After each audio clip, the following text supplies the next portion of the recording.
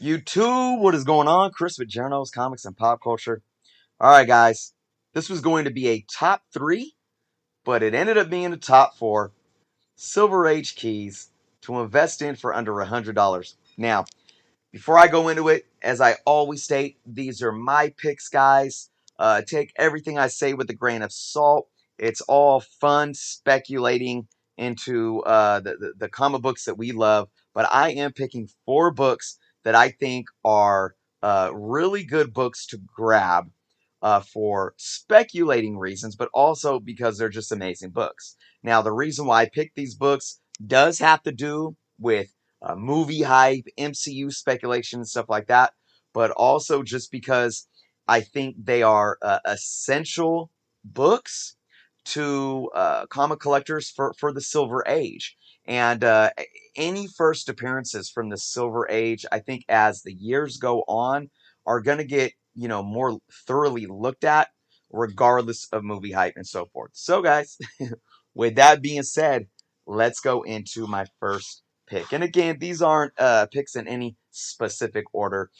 So let's go into the first one, guys.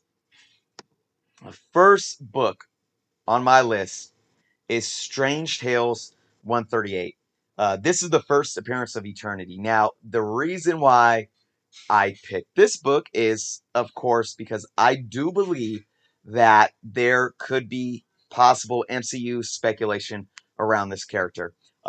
We know that the MCU is going more and more cosmic, and Eternity is a key player in the cosmic realm of the Marvel Universe. So, Eternity is the leader of the cosmic powers that we see in the Marvel Universe.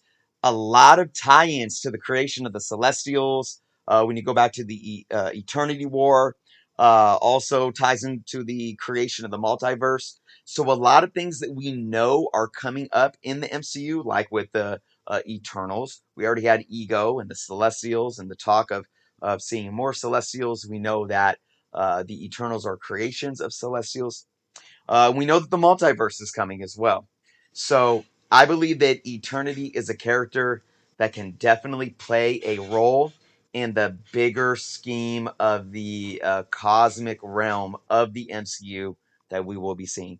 This book and all books that I'm mentioning here, you could find these books for under $100 in fine plus condition, even possibly very fine. Now, obviously, you're not going to find near mint copies or very fine plus near mint copies for under $100, most likely. Those are going to peak above that range. But when you think about these Silver Age keys, for me personally, if I could find a fine plus or maybe a fine, very fine book for $100 or under, that's a score. That's a steal for these. So, and I mean, I was looking for this book alone. There was a fine pluses for like $70 in this book. Raw, of course. I'm speaking raw for the most part. So, all right, guys, that's my first pick. Let's move on to pick number two.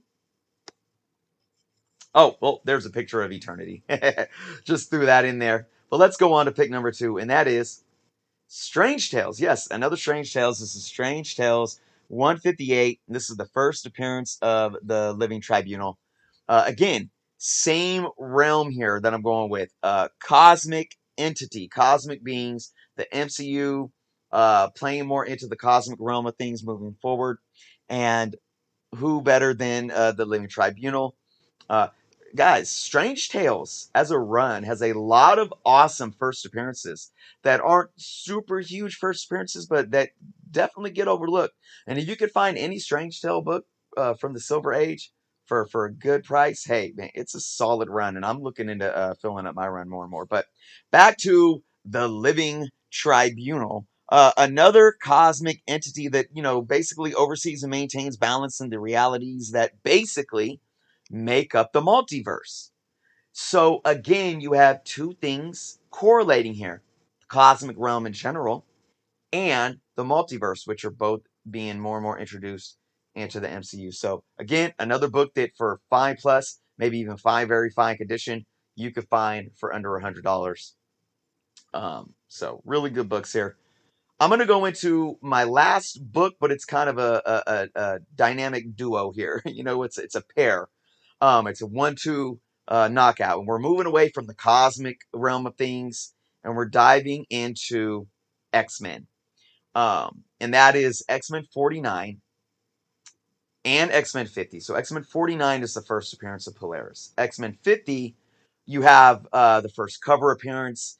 This is one of those situations where X-Men 49 still is that solidified first appearance, but because X-Men 50 is her first cover, X-Men 50 does pull in a nice higher value for second appearance. But either of these two books right now, guys, the reason why I picked these books is because, for one, we know that the X-Men are coming over to the MCU, right? And one thing that we do know that we've heard from Feige in team is that the characters aren't, it's not going to be the same team. You know, obviously, I'm sure we'll have our key players, but I think they want to bring some fresh characters that we never really seen on screen into the cinematic universe that weren't there in the Fox franchise. Now, we did see Polaris in the Gifted TV show, which I think lasted, what, was it just the one season or was it two seasons? I forget.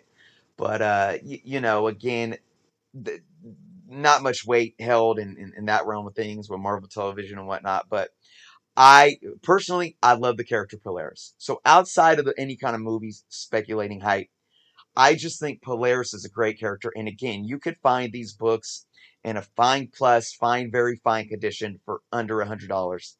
And I think she's an amazing character. Outside of that, I do think she would be a great character to introduce early in the MCU as an X-Men, as an X-Man or X-Woman, so to say, for the X team, right? So again, this is just my humble opinion. I would love to see her show up early in the MCU once the team is together. Of course, we don't know how they're gonna introduce X-Men. We don't know if we're gonna see like Wolverine battling Hulk first, which would be awesome, or like Psylocke showing up in a Shang-Chi film or something like that. There's ways to bring individual characters in, but once we see an X-Men movie as a team, I would love to see Polaris right there. Um, there's a lot of depth to her character too that happened over the years. Of course she, was possessed by malice and we saw kind of a more of a dark side to her. So there's a lot of different things that she can do, similar to kind of like Jean Grey, how there's that duality there. But yeah, guys, those are my basically four books. Again, Strange Tales 138, first appearance of Eternity. Strange Tales 158, first Living Tribunal. X-Men 49 and 50, first and second appearances of Polaris. So, for Silver Age books, the cliche saying, you can't go wrong. So, that's my personal opinion out there, guys. Don't just rush out to buy them because you think you're going to be able to, buy them and flip them and make a ton of money off of them. Hey, these are just my picks. I love the characters. I love the stories. I love Silver Age Marvel in general. And that's why I would buy them first and foremost. But to add the fact that we may see these go up in value due to speculation because of the MCU and whatnot. So that's my take on it, guys. Let me know what you guys think of my picks.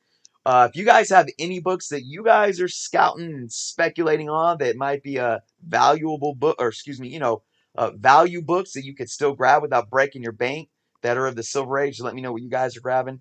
Otherwise, thank you guys for watching. If you haven't subscribed yet, please do so. And until next time.